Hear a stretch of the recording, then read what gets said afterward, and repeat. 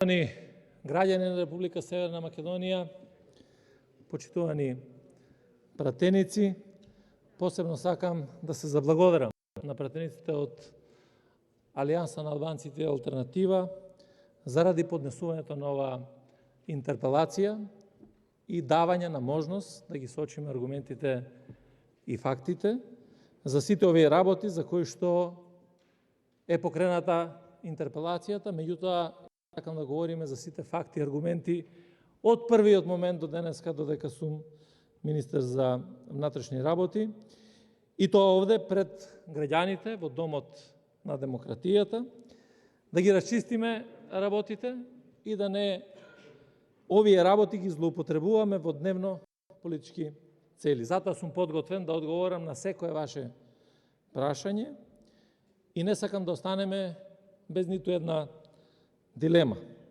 Само за граѓаните да кажам дека многу спокоен дојдов на ова интерпелација и немам причина да не бидам спокоен, заради тоа што знам со што дебатирам и знам со кого дебатирам. Жалам што не останаа сите од опозицијата и заеднички да дебатираме. Спокојството е поголемо заради тоа што ова интерпелација ја разгледуваме во деновите пред најголемиот христијански празник, така наречена страдална недела. Сепак морам да констатирам дека денеска имаме во најмала смисла благо кажано интерпелација која што е чудна и може би ќе поставите прашање зошто е чудна, затоа што е поднесена токму за еден успех, а не за неуспех на интерпелацијата. Сашо Мијалков, против кој што сите ние се боревме, или против кој што заедно дури со вас се боревме и се расправавме, сега е во затвор, таму му е местото и на него и на голем број на поранешни функционери, криминалци, кои што бескрупулозно краде од народот и наместо да работат за она за што се избрани. Истиот тој Мијалков, на кој што се плашевте сите вие од опозицијата името да му го споменете, со години наназад, сега гледам дека се зголемува само бројот на години кој што треба да ги одлежи во затвор и за тоа треба да бидеме спокојни сите ние заедно. За тоа се боревме, да покажеме дека секој еден кој што плячкал, крадел од сопствениот народ ќе мора да носи одговорност и токму заради тоа сметам дека ова е уште еден приказ на изместениот систем на вредности овде во нашата држава, пред се би рекол и малку чудно да најголемите криминалци завршуваат во затвор и секојдневно се носат пресуди, сето тоа морал некој да го сработи, заедно со обвинителството, заедно со специјалното јавно обвинителство претходно, тоа го работеа колегите од Министерството за внатрешни работи.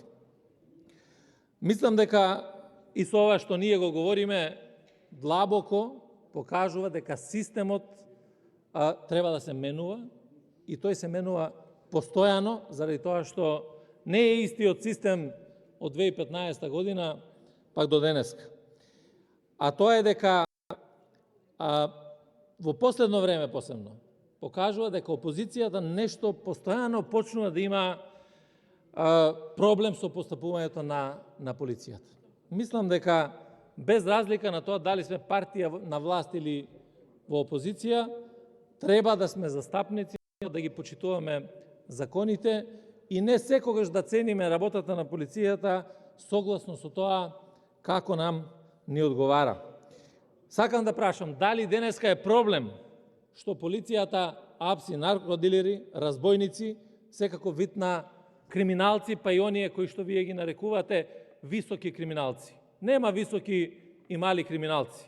Има криминалци, има честни и одговорни луѓе. Дали е проблем за тоа што се апсат и припадници на полицијата за која што и вие говоривте во вашето експозе? Апсиме секој еден кој што не ги почитува законите на оваа наша земја, кој што не го почитува граѓанинот, интересот на граѓанинот и оној кој што не го почитува начинот на кој што се трошат парите од даноците на луѓето. И со тоа покажуваме дека нема пардон за никого и нема да има. И тоа се препознава кај граѓаните. Дали е проблем тоа што од една институција со разнишана доверба се позиционираме со институција со најголема доверба или една од институциите со најголема доверба? Погледнете ги анкетите, погледнете ги истражувањата, не на оние куќи кои што прават анкети, погледнете ги истражувањата на ОПСЕ, ќе ве упатам, тоа можете многу лесно да го најдете, погледнете го она што го кажува Греко и ќе ви кажам само со бројки. 2017 година 23% доверба во полицијата, оваа година 65% доверба во полицијата. И тоа е нешто што се препознава и затоа се покажува. Дали некому му пречат тие позитивни охрабрувачки оценки од Греко, тело кое што е задолжено за борба против корупција при Советот на Европа, и во нивниот извештај за нашата земја, во петиот круг на евалуација усвоен на 87-та пленарна седница на Греко, кои представуваат уште една верификација дека се движиме по вистинскиот пат. Овој извештај се занимаваше токму со евалуацијата на активности во делот на промовирање на превенција од корупција, интегритет на носителите на јавни функции, од аспект на надлежност и делокруг на работа на МВР, и беа препознаени напорите на Министерството да одговори на препораките на Греко. Од нив дел се однесува на јакнење на независноста од политички влијанија на политичките службеници и вработени во Министерство за внатрешни работи, зашто беше неопходно да се создаде законска рамка и затоа се пристапи кон измени на законските решенија. За кратко ќе дојдат пред собранието, се надевам и тогаш ќе се вклучите за да ги подобриме овие законски решенија и да направиме чекор плюс од тоа што го бара Греко пред нас.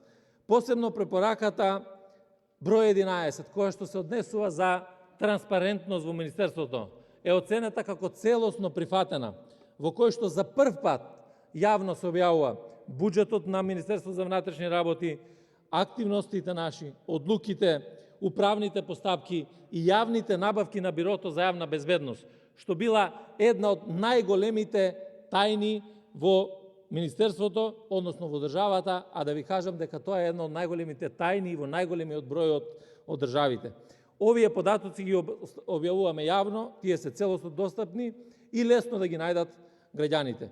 Ова е заеднички бенефит од транспарентноста и повеќе значаен и за институцијата, и за граѓаните, и за јавноста. И дали оваа транспарентност сега некому му пречи? Ова интерпелација за мене е уште една можност со гордост да ги презентирам и конкретните резултати од работењето на полицијата, каде во скоро сите сегменти е очигледно подобрувањето, а евидентно и намалување на криминалитетот. Во споредба во период 1 јануари 2021 до 15 април 2021 регистрирани се 5816 кривични дела, бележат тренд на намалување за 9,5%. Во споредба со истиот период минатата година. Бројот на кражби е намален за 30%, бројот на тешки кражби за 22%, одземање на моторни возила за 28%, измамите за 27%. Ова се факти и бројки. Долги години бев пратеник на опозицијата и убаво е да се изгледа и да се кажуваат приказни. Меѓутоа, ова се бројки аргументи од кои што нема бегање. Организацијските единици во Бирото за јавна безбедност постапуваат по 7 оперативни акции и меѓу кои резултатите се целосно видливи. Најголема реализација имаме и во делот на Оделот за внатрешна контрола и професионални стандарди, заради тоа што токму овој одел, заедно со организиран криминал, работеше да се откријат тие криминогени структури во Министерство за внатрешни работи и за пасошите и за издавањето на возачките дозволи. Ова не е нешто што не се случува било каде, се случува секаде. Ниту една држава не е имуна од криминал и ниту една држава не може да кажеме дека од утре ќе нема криминал. Се бара респонзивност, одговор од државата за секој еден криминалец без разлика дали е член на парламентарно мнозинство или на опозиција, дали на еден или на друг начин може да настапува. Така да Така да имаме една успешна акција на Министерството за внатрешни работи, која што се проширува и на меѓународно ниво. Заедно со партнерите, и тоа покажува дека овие институции се зрели и дека ова парламентарно мнозинство знае до крај да ги спроведе сите активности кои што ќе значат борба против криминалот и корупцијата. Кога говориме за активности и за борба против трговијата со дрога, можеме да правиме и анализи и споредувања. Ќе видите не во последните 10, во последните 30 години ваков начин на работењето на полицијата и вакви резултати немало. Ако споредиме само минатата година, кога министер за внатрешни работи беше од редот на опозицијата, имаме само 14 килограми заплена на дрога. Сега за истиот период од 1 јануари до 15 април оваа година имаме над 700 килограми разновидна дрога во нашата земја. Од тоа што се запленети овие количини на дрога, преку 100 и кусур килограми кашиш, амфетамини, синтетички таблети, хероин и кокаин. Кога зборуваме за граничниот премин Богородица, го споменувате, ќе ви кажам дека се запленети 390 килограми марихуана за 4 месеци набавени од Косово, која требала да се транспортира во Турција.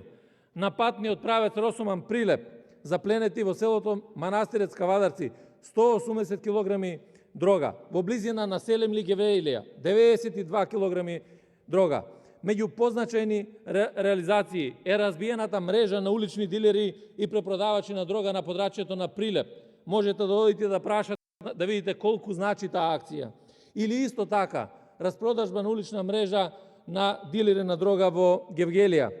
Во 2021 во април е сузбиена организирана криминална банда на патот Прилеп-Росуман во близина на село Раец, при што се запленети 200 килограми марихуана.